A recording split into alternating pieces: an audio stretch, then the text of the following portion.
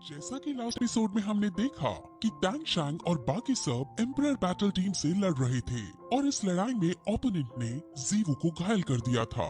अब टैंग शैंग जीवू को बेहोश हालत में देखकर बहुत गुस्से में आता है और बाकी टीम मेंबर्स को भी ये बिल्कुल अच्छा नहीं लगता और अब उनका सामना करने के लिए कैट गर्ल और मिस्टर दाई जाते हैं। कैट गर्ल और मिस्टर दाई अपनी अपनी सोल पावर को एक दूसरे में फ्यूज करते हैं और फिर एक अलग सा बीस्ट जो बनता है उससे उन पर अटैक करते हैं। अब एक दूसरे के अंदर सोल पावर फ्यूज करने के लिए उन्हें एक दूसरे पर भरोसा होना जरूरी था और क्योंकि उनकी सोल पावर एक दूसरे से बहुत अच्छे से फ्यूज हो गई है, इसलिए यहाँ से ये कंक्लूड हो जाता है कि मिस्टर दाई और कैट गर्ल एक दूसरे पर ट्रस्ट करते हैं।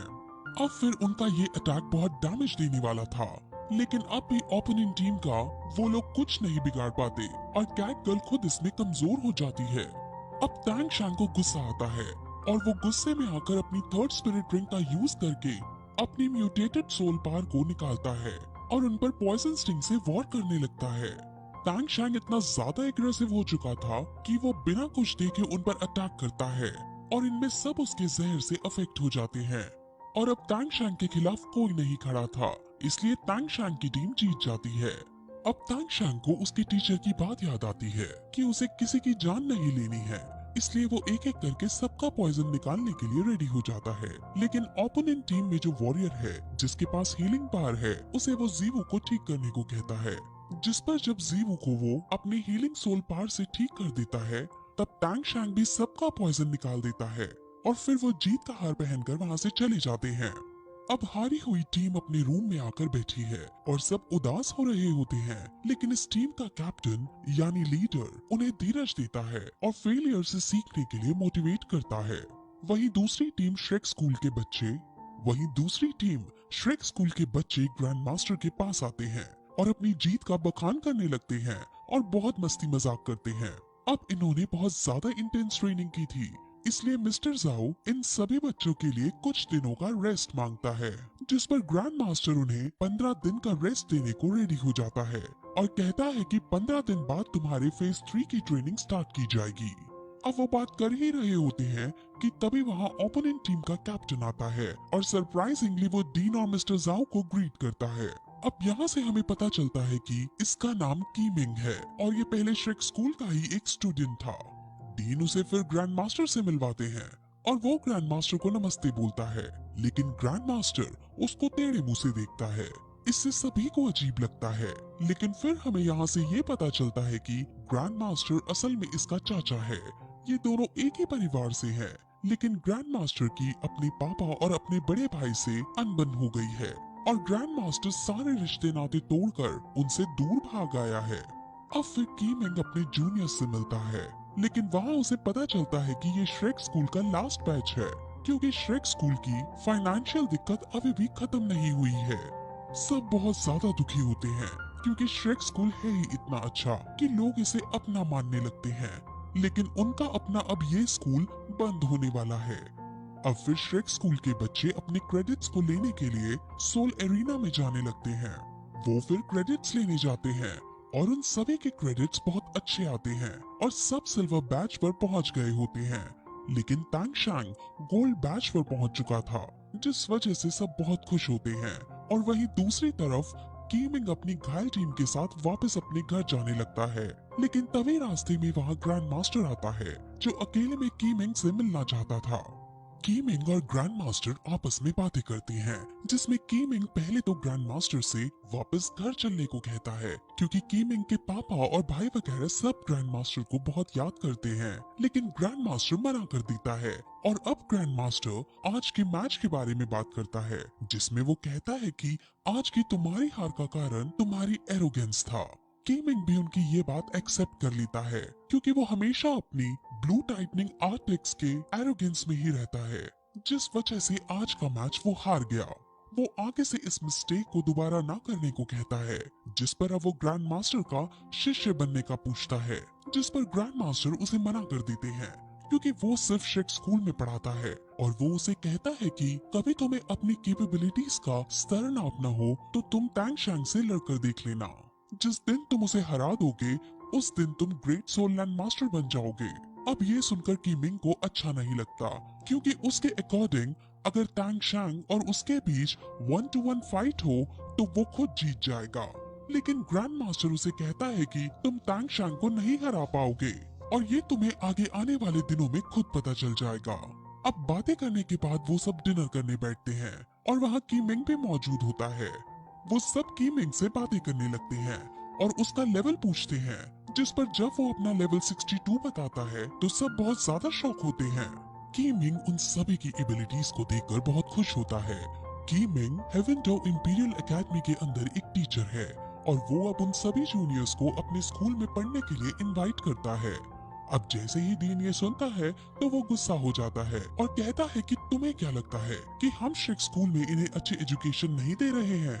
जिस पर अब ग्रैंड मास्टर वहाँ का माहौल ठीक करते हुए कहता है कि इन्हें अब कीमिंग के साथ हेवेनडो इंपीरियल एकेडमी के अंदर ही जाना चाहिए, क्योंकि एक साल बाद जो कॉन्टिनेंट एलाई टूर्नामेंट है उसमें भाग लेने के लिए सिर्फ रजिस्टर्ड स्कूल से ग्रेजुएट होना चाहिए। लेकिन हमारा श्रिक स्कूल रजिस्टर्ड स्कूल नहीं है, जिस वजह से अगर ये बच्चे यहाँ ग्रेजुएट हुए तो ये टूर्नामेंट में भाग नहीं ले पाएंगे। डीन अभी भी इस बात को स्वीकार नहीं कर पा रहा था, क्योंकि वैसे भी ये लास्ट बैच है और ये लास्ट बैच बीच में ही श्रिक स्कूल छोड़कर जा रहा है। उसने ये श्रिक स्कूल अपने खून पसीने से बड़े प्यार से बनाया था और फाइनेंशियल प्रॉब्लम होने के बावजूद भी इसको संभाल रहा था।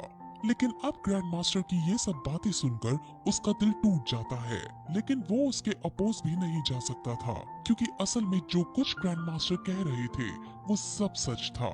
अब वो नाराज होकर वहाँ से चला जाता है, लेकिन मोटू उनको समझाने उनके पीछे जाता है और कहता है कि हम सभी को आपने ही स्किल्स दिए हैं, लेकिन अब हम बड़े हो गए हैं, जिस वजह से हमें एक नाम की जरूरत है, यानी एक ब्रांड की जरूरत है, और वो हमें कोई रजिस्टर्ड स्कूल ही दे पाएगा, इसलिए हमें वहाँ जाना ही पड़ेगा।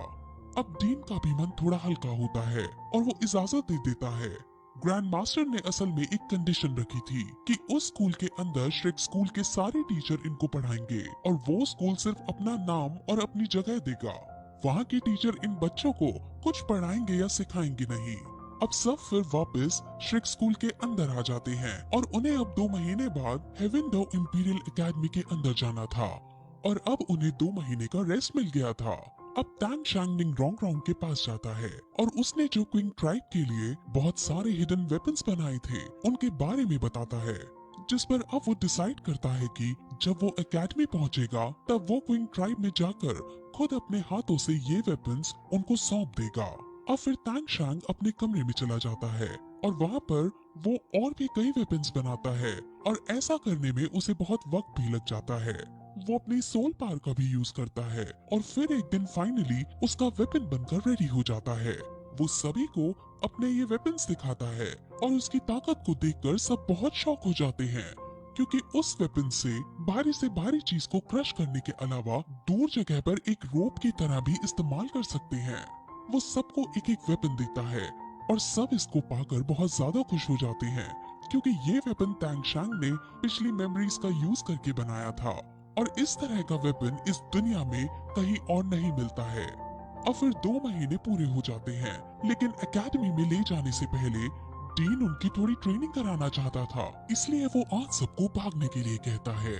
सब इंटेंस ट्रेनिंग करने के बाद थक हार कर अपने कमरे में लौट आते हैं, लेकिन तभी थोड़ी देर बाद तांग शैंग के कमरे के बाहर जीवू आती है और वो कहती है कि आज की ट्रेनिंग की वजह से मेरे पैर दर्द कर रहे हैं, इसलिए क्या तुम इन्हें दबा सकते हो। जिस पर तांग शैंग मान जाता है और वो जंगल में जाकर जीवू की मसाज करने लगता है और ये सीन बहुत रोमांटिक सा हो जाता है, लेकिन सिर्फ जीवू की तरफ से। जीवू बहुत मासूम चेहरा बनाकर उससे फ्लर्ट करने की कोशिश करती है, लेकिन तांग शैंग अब भी ऑकवर्ड होते हुए उसे सिर्फ दोस्त की तरह ही ट्रीट करता है और फिर थोड़ी देर बाद वो दोनों वापस आ जाते हैं और वापस आने पर तांग शैंग के सारे दोस्त उसे छेड़ने लगते हैं, क्योंकि उन्होंने सब कुछ देख लिया था और अब ये सीन बहुत ज्यादा फनी मोड ले लेता है। अब उन्हें 2 महीने हो चुके थे और उन्होंने किसी से फाइट नहीं की थी, इसलिए दीन अब सभी को सोल एरिना में ले जाने लगता है और वो मैच के लिए रजिस्टर करता है। लेकिन उन्हें पता चल जाता है कि उनके लेवल का वहाँ कोई भी नहीं है, क्योंकि वहाँ कोई भी गोल्ड बैच पर नहीं पहुँचा था। अब उनको ढूंढने पर एक टीम मिलती है, लेकिन उन सबकी लेवल 40 से ज्यादा थी। और वो ओपोनेंट टीम को या तो मार डालते थे या फिर घायल करके छोड़ देते थे। उस टीम का नाम फील्ड बैटल टीम है और वो बहुत ज्यादा खतरनाक है। ग्रैंड मास्टर इससे लड़ने को राजी हो जाता है, लेकिन डीन और बाकी सब इसके बिल्कुल खिलाफ थे, क्योंकि इसमें श्रेक स्कूल के बच्चे हारेंगे नहीं बल्कि जान से मारे जाएंगे। लेकिन फिर ग्रैंड मास्टर डीन के कान में कुछ कहता है और डीन मान जाता है, और अब इस लड़ाई के लिए एक स्पॉन्सरशिप भी मिल जाता है, जिसमें अगर वो इस बार जीतेंगे तो उन्हें 30,000 सोने के सिक्के दिए जाएंगे। और फिर ग्रैंड मास्टर श्रेक स्कूल के सभी बच्चों को समझाता है कि वो अपनी बेस्ट पावर का यूज करेंगे और इस बार वो तांगशांग के दिए हुए हिडन सीक्रेट वेपन्स का भी यूज कर सकते हैं। अगर किसी का खून भी बहाना पड़े तो तुम बहा सकते हो और तुम्हें रहम दिखाने की कोई जरूरत नहीं। अब ये सुनकर सभी शौक तो होते हैं, लेकिन ग्रैंड मास्टर की बात का वो उल्लंघन नहीं कर सकते थे, इसलिए सब बच्चे मान जाते हैं। और अब मैच शुरू किया जाता है, जिसमें सब अपनी अपनी सोल फोर्स निकालते हैं, और अब ओपोनेंट टीम के सारे लोग एक साथ कैट गर्ल पर हमला करते हैं, और कैट गर्ल डरते हुए एक साथ सभी पर तांगशांग का दिया हुआ हिडन सीक्रेट वेपन छोड़ देती है, और वेपन छोड़ते ही वो ओपोनेंट टीम के सारे लोग एक बार में ही जान से मर जाते हैं। अब ये देखकर श्रेक स्कूल के सभी बच्चे उल्टी करने लगते हैं और बहुत डर जाते हैं, क्योंकि उन्होंने अपनी लाइफ में कभी भी किसी को जान से नहीं मारा था। उन्होंने आज किसी इंसान को सिर्फ एक लड़ाई जीतने के लिए मारा है, और ये देखकर तांगशांग और मिस्टर ताई के अलावा सब रिग्रेट करने लगते हैं। लेकिन तांगशांग उन्हें समझाता है कि ग्रैंड मास्टर ने हमें इन्हें जान से मारने के लिए इसलिए कहा क्योंकि ये लोग टेररिस्ट ग्रुप के लोग हैं और इनको मारना जरूरी था। ग्रैंड मास्टर असल में उन्हें ट्रेन करना चाह रहा था, क्योंकि उन सबको लड़ना तो अच्छे से आ गया था, लेकिन अगर कोई बुरा आदमी उनके सामने आया और उसकी जान लेनी पड़ी तो ये श्रेक स्कूल के बच्चे हिचकिचाए ना। वो उनको युद्ध के लिए तैयार कर रहा था। अब सब बच्चे समझ जाते हैं और नॉर्मल होने की कोशिश करते हैं।